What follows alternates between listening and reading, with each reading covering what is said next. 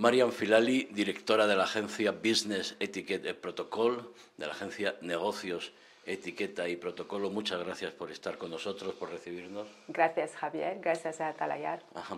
Señora Filali, cuando alguien viaja a un país extranjero, sí, y sobre todo un inversor que va a hacer negocios, va a tratar en profundidad con las personas de ese país, en este caso Marruecos, en este caso la región de Tánger, Tetuán, Alucemas, es bueno que conozca los usos, costumbres, tradiciones y conozca además cómo debe tratar a esas personas. Sí, gracias Javier. Bon, si vous permettez, je vais parler en français. Effectivement, toute personne qui vient ou tout investisseur qui vient au Maroc, et spécialement à Tanger ou toute autre région, il doit connaître certains us et coutumes du Marocain. Vous savez, le Maroc est moderne. Il y a une évolution magnifique et qu'on voit sur le terrain, mais le vrai Marocain, il a gardé ses us et coutumes et traditions ancrées en lui.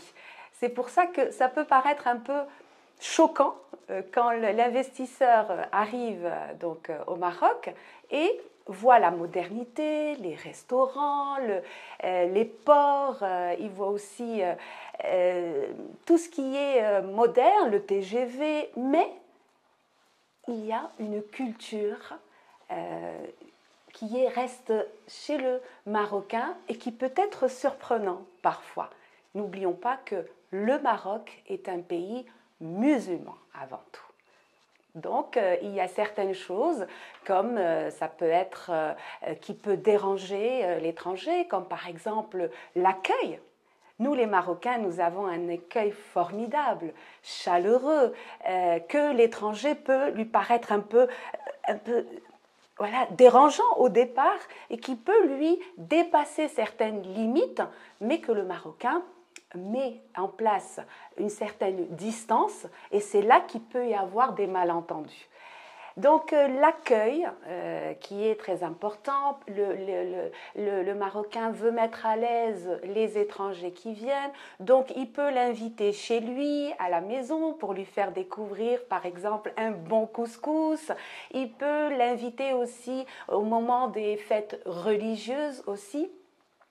Et cela, l'étranger, il doit y avoir un certain respect, connaître un peu comment le Marocain vit dans sa vie intime. Et vous savez, si le Marocain vous ouvre les portes, c'est parce qu'il vous a fait confiance et il demande aussi un respect. Javier, quelque chose que je voudrais aussi mettre en point, c'est les salutations, la poignée de main.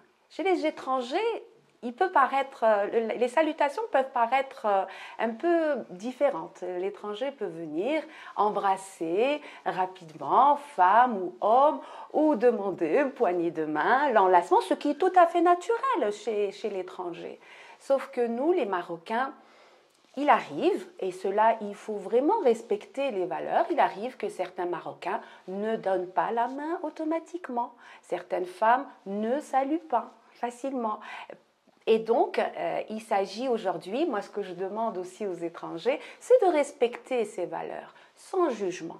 Sans jugement, et pourquoi pas. Si peut-être il tend la main et que le Marocain ne lui tend pas la main, eh bien tout simplement ramener sa propre main et la mettre sur le cœur et dire « Très bien, je respecte vos valeurs » et dorénavant, il sait que cette personne ne salue pas. Et c'est cela en fait, ces règles de respect, d'étiquette, de us et coutumes qui sont dans un environnement social totalement uniforme envers les Marocains, eh bien ça crée un respect et surtout éviter les malentendus entre les deux cultures étrangères. Surtout, une chose qu'il faut savoir, c'est que le Marocain, enfin l'étranger, quand il arrive, disons dans la ville de Tanger, il va investir dans la ville de Tanger, il faut qu'il sache une chose, c'est que nous avons tous vécu dans un environnement différent. Il peut me rencontrer, voir en moi que je suis une personne ouverte d'esprit, j'agis comme une citoyenne du monde, je voyage, je peux parler sur tous les sujets, mais il peut quand même trouver un autre Marocain qui peut-être a des valeurs un peu plus strictes, respecte encore plus la religion par son apparence, par son code vestimentaire. Et cela, c'est ça qui fait la richesse du Maroc. C'est ça, c'est qu'il n'y a pas une uniformité, même au niveau de l'alimentation. Il peut être invité chez un Marocain manger un couscous qui peut être totalement différent dans une autre maison. Et donc, pour l'étranger, cela peut paraître un peu surprenant parce qu'il n'y a pas une uniformité de la culture. Mais je pense que ça, c'est aussi, non seulement, c'est une richesse, non seulement au niveau de Tanger, mais au niveau de toutes les régions du Maroc. Donc il y a les salutations, il y a aussi le respect, il y a aussi certaines coutumes ou traditions, comme par exemple nous avons la période du Ramadan, qui est un mois sacré pour le Marocain. Donc l'étranger, quand il arrive, eh bien, il a de la chance. De toute façon, ce n'est pas un arrêt au niveau de la ville.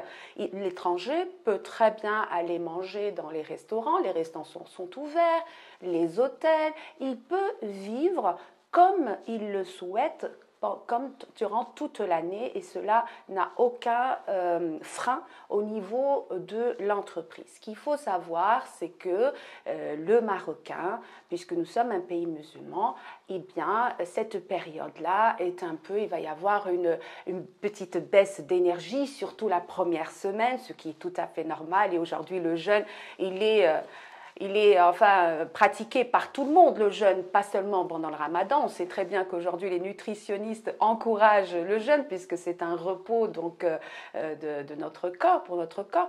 Eh bien, il va peut-être aussi respecter.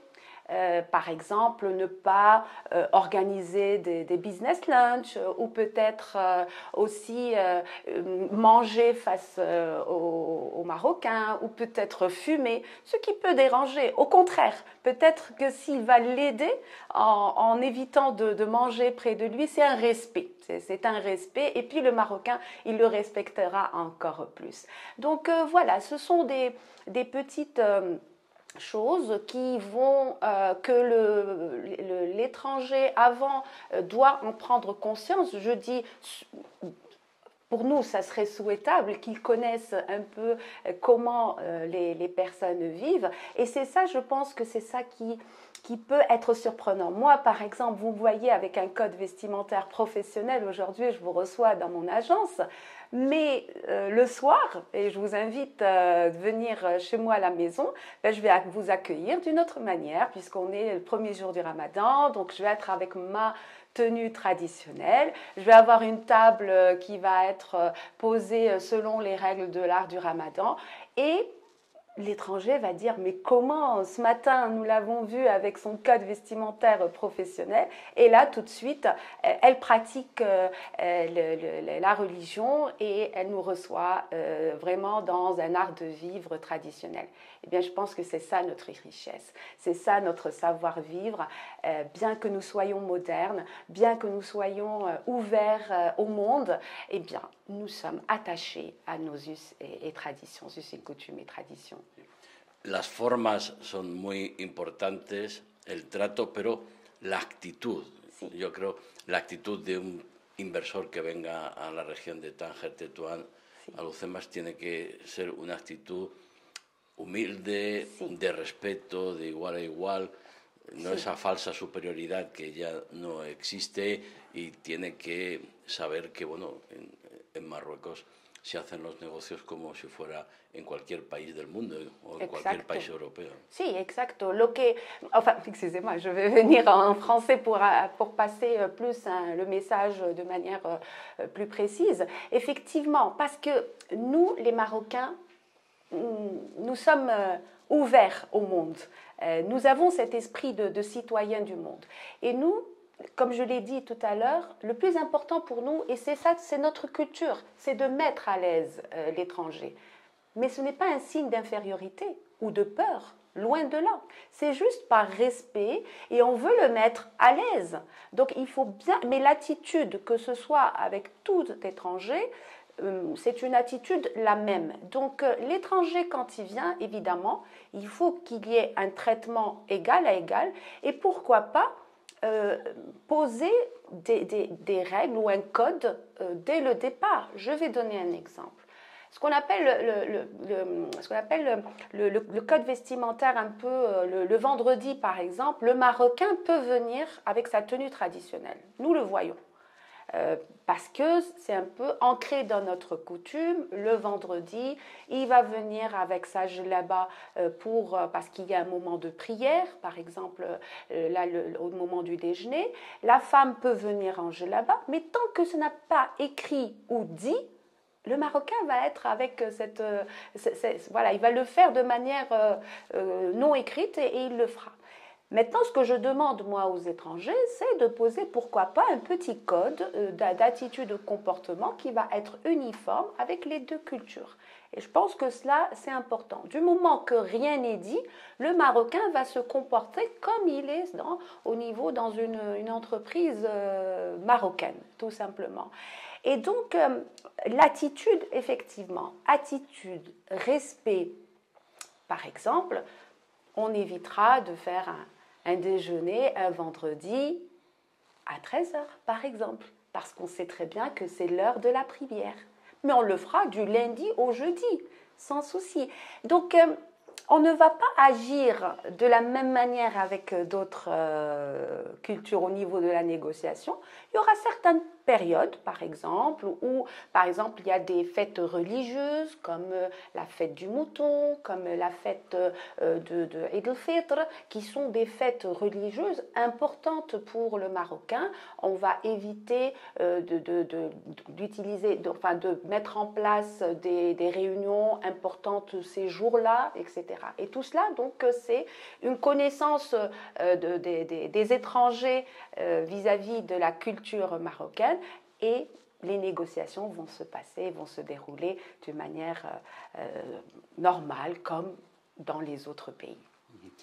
En Marruecos, como en otros países, aunque se va perdiendo, sí, la palabra de una persona tiene un valor, pero hoy en día los negocios, el business, se hacen con contratos, con seguridad jurídica, sí, algo que en Marruecos es tan habitual, sí, una seguridad jurídica como en cualquier país europeo.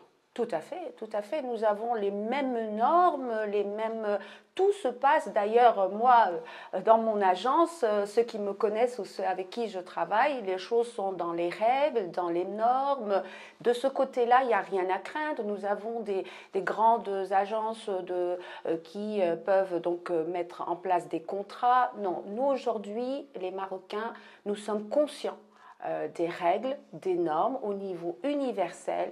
Nous sommes vraiment aujourd'hui, beaucoup d'ailleurs d'organismes mettent en place des contrats envers l'entité publique pour qu'il n'y ait pas de fraude ou qu'il n'y ait pas de... Il y a toujours un contrôle, un audit, et d'ailleurs je suis vraiment fière du Maroc, de cette évolution, parce qu'on travaille finalement dans un environnement sécurisé, mais que ce soit entre nous, mais aussi avec les étrangers.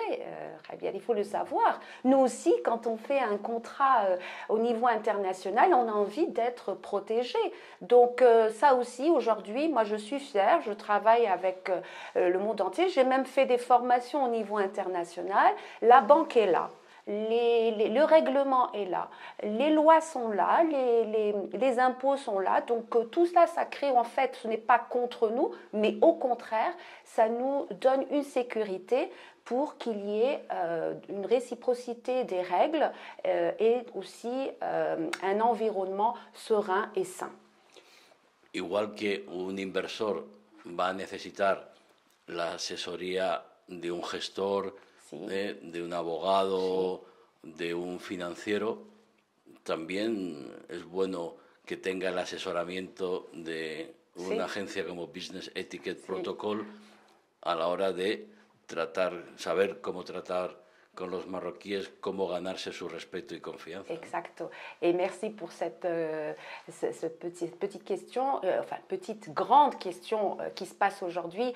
J'ai des amis donc, qui ont des agences de comptabilité, aussi de gestion de portefeuille aussi, de création d'entreprises, etc.